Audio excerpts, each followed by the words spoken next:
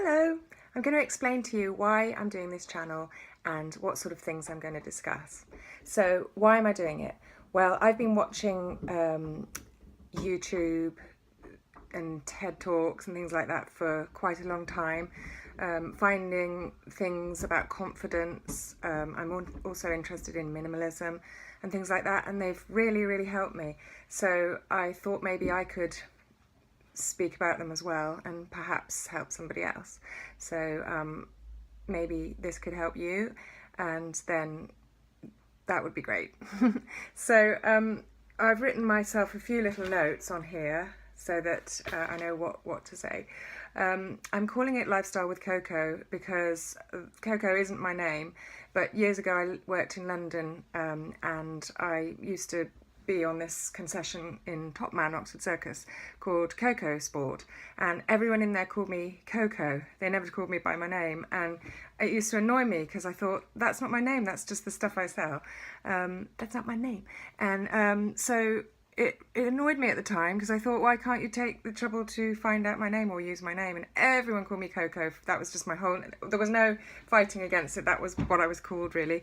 And then now I kind of look back and think, well, what was wrong with that? That was a nice name. And that's how they knew me, and that's what they wanted to call me. So I thought I'll use that name now. So why am I, well, I've been on what I call the spiritual path. You know, when Miranda's mum says what I call, and Miranda goes, well, it's not just what you call it, mum, that's what everyone calls it. So I've been on what I call the spiritual path for quite a lot of years now.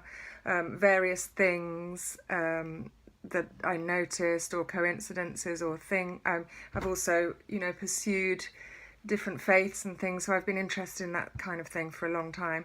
One thing that happened was a friend of mine, an Australian girl, she gave me a book called Clear Your Clutter with Feng Shui, and at the time that was something I really wanted to do because I have always been a hoarder. So I started to read the book and clear a bit of clutter. But it's been an ongoing thing all my life. I've still accumulated like loads of stuff, and it gets me down. I think it's kind of chaotic to have stuff. So even though she gave me this book years ago, I'm still working on that, and I'm still watching things about minimalism and things. So maybe we can do this journey together if you also find that you're stuck in a bit of a rut with too much stuff. So that's something that I will talk about. So other subjects that I'm going to talk about is confidence. A lot of us are just lacking in confidence, and there's no reason, because we're wasting our time doing that, Oh, I sound like my mother when I say that, but it's true. We don't have to lack confidence because it's not worth worrying about. We could be having a better time. And so there are ways where we can build our confidence. I mean, for example, if I was totally confident, I would have sat here and done this without any makeup on. But I had to at least put some lipstick on to feel confident enough to put this out there. And so I'd like to talk about things like that, body image, well-being. I'm going to have to look at my notes here. Social media and how it affects us, particularly young people. They see all these images of everyone having a perfect life, but that's not the life that people are really having. That's just the photos they're putting of their holidays and their relationships and things like that. But the gritty stuff we don't always see, but we tend to assume that everyone else has got a great life and that we're having a struggle. Well, the truth is everyone's having a struggle, and if they're not having one now, they're going to have one soon. At some point, something really difficult is going to happen. And when something difficult happens, you grow. And that is what makes you into a fuller person. So we actually have to use our struggles to learn from. Body image, lifestyle, business. I run my own business. I never thought it was something I would ever be able to do. It's actually working, and it's making me a living, and it's enabling me to pay a friend also to help with the business. So that's something that I can talk about as well.